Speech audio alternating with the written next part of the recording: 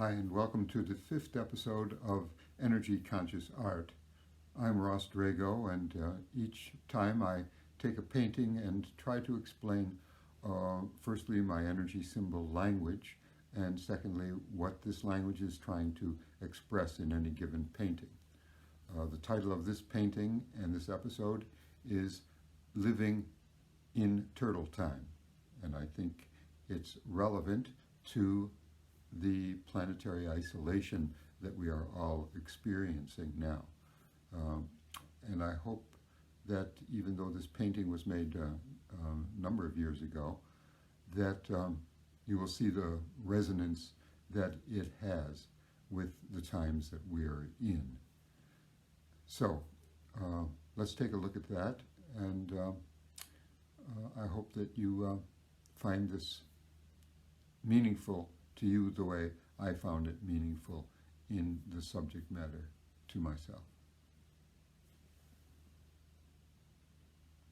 This painting is titled InTurtle Time.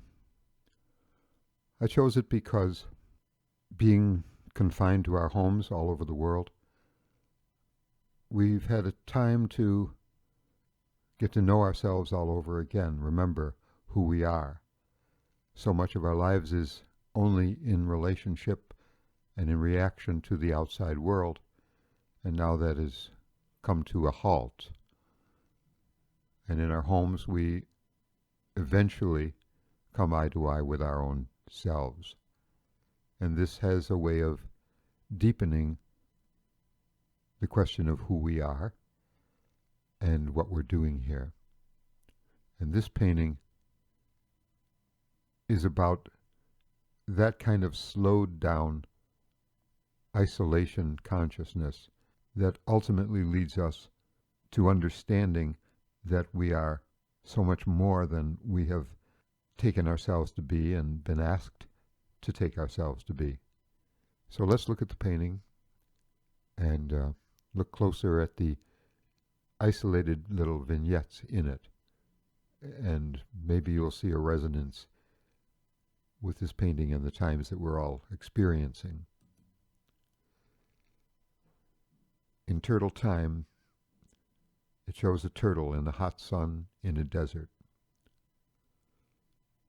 There is no shade here, but there is a plant, and the plant has grown through, somehow finding enough nourishment in that desert to sprout a leaf, maybe two.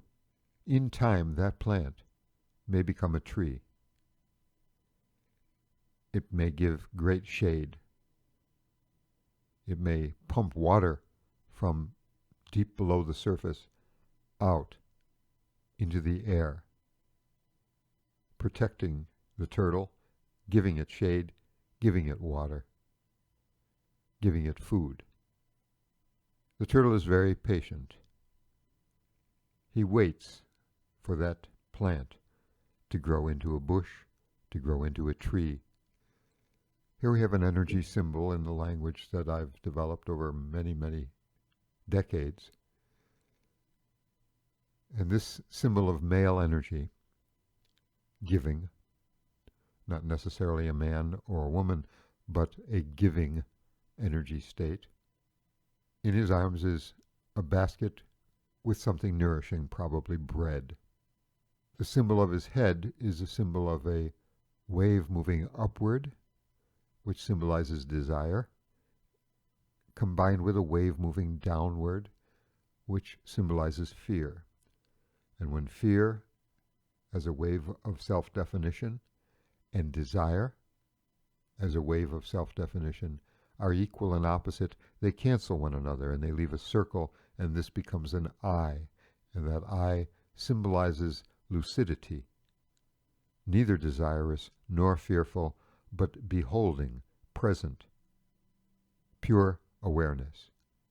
So, this implies that there will be abundance, a gift, a great gift of greater awareness and a nourishment because of this.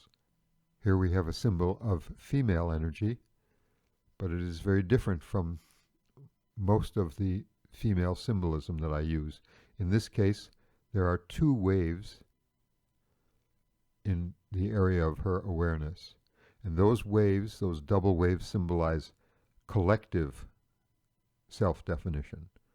Desire, fear, desire, fear, desire, fear. Collectively, in harmony with itself, there's actually no moment where those two waves cancel.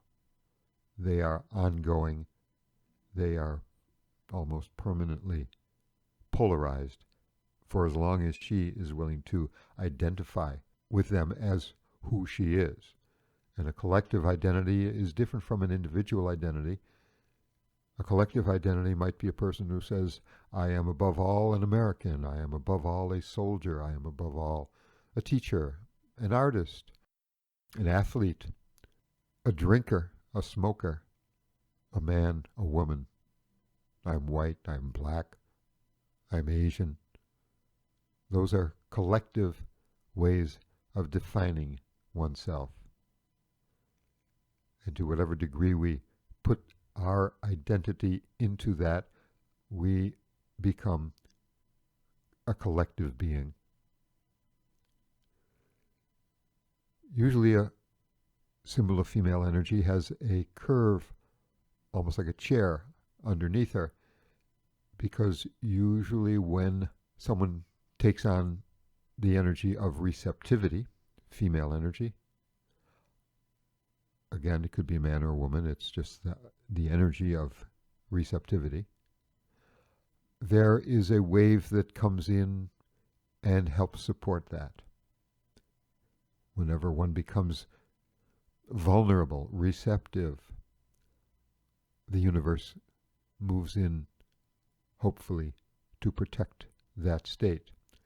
Here, she is supported, actually almost held upward by the force, the inertia, the strength of that collective identity.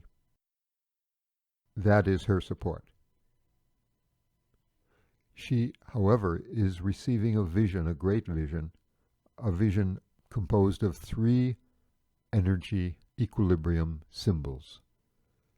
These are symbols of great awareness, an alliance of great awareness presenting itself to her. This is almost like an annunciation. This is a very, very powerful moment, life-changing moment for this being. This resonates, I believe, with the times that we are in. There is a great change coming from all of this, and it's coming from deep within inside each one of us. It is not reflected collectively.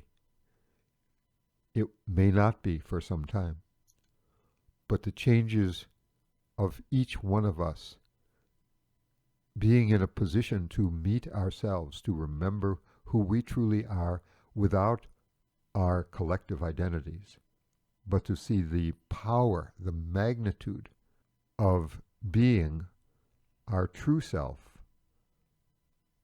which is pure awareness. We are not human beings who have awareness. We are awareness who are having a human experience. When the human dies, we are still there.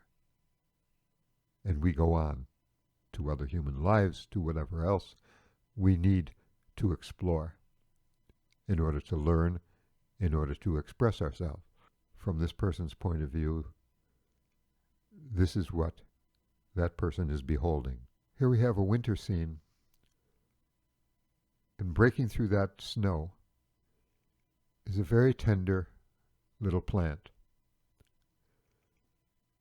It is announcing springtime. It is in a state of trust. There is nothing that logically tells it from the winter that suddenly things will transform into beautiful greenery, warm sunlight, flowing waters, birds singing, plants everywhere, trees, a lushness. There is no logical pathway from winter to spring. Reason cannot get there. The only thing that gets there is this little plant's trust. If we trust, we have reason to trust. If we fear, we have reason to fear. Why? Because trust is a creative force. It is a steering wheel for experience. Fear is also a steering wheel for experience. In a sense, trust is the sail, fear is the rudder. Both get us to some place we did not know we were going to. All throughout time we've been taught to trust this or that. Trust the church. Trust science. Trust the economy. Trust God. Trust money. The common denominator is trust. Trust is the magic word. This is an energy symbol of a wave that moves from very low frequency up higher, higher, higher, higher. I believe that is what's happening with this isolation. Our consciousness as human beings is moving from a lower frequency of polarity higher and higher. And the higher that frequency, the more information we take in, real information, not digital, real, looking out and seeing, beholding what is before us. Really seeing it, not seeing our mind's idea of what it's supposed to be, but seeing it. The universe is clearly designed to astound us, to blow our minds with absolutely everything. An ant crawling on your kitchen table, a cloud going by, the taste of an orange, all these things, if we behold them, have enough energy to deliver us to pure awareness, to be a revelation in themselves. The higher our frequency goes, which means the more we shed the false identities that we were given as children, as adults, the less we see ourselves through other people's eyes and only see through our own beholding without any polarity, the more we become eternal awareness and see that this being human is an experience that we have willfully joined in order to learn and to teach, but it is not who we are. We are the pure awareness. We are not human beings with awareness. We are awareness having a human experience. Worth repeating. InTurtle Time, I think it resonates with what we're all experiencing. It promises that there will be a much higher, more abundant, more personal, more profound spiritual awakening that comes from it, regardless of any of the details of what's happening. This is a deeply personal growth. And I think preparing us for something delicious, wonderful, and nourishing. Thank you. Well, I hope you got something out of that that's meaningful to you. And if you go to my website, rossdrago.com, you'll be able to see this painting and others. And also look around, check out my books. And I'd love to see you for the next Energy Conscious Art talk. Thank you so much again. Bye-bye.